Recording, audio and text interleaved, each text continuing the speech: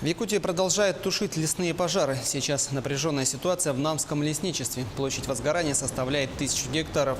Из-за погодных условий площадь пожара постоянно увеличивается. Бригада авиалесоохраны в составе 82 человек ведут активную работу.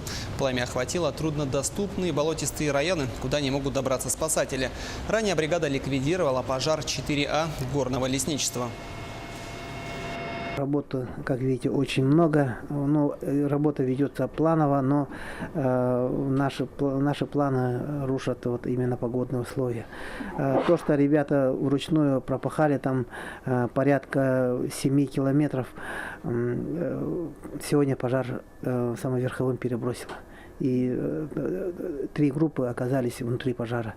Вот сейчас мы 2 группы вытащили, тоже следующее задание дали, опорные пункты, откуда надо прокладывать минполосы и отжигать. 3-ю группу мы вытащить не смогли, они сидят в дыму, но в безопасности.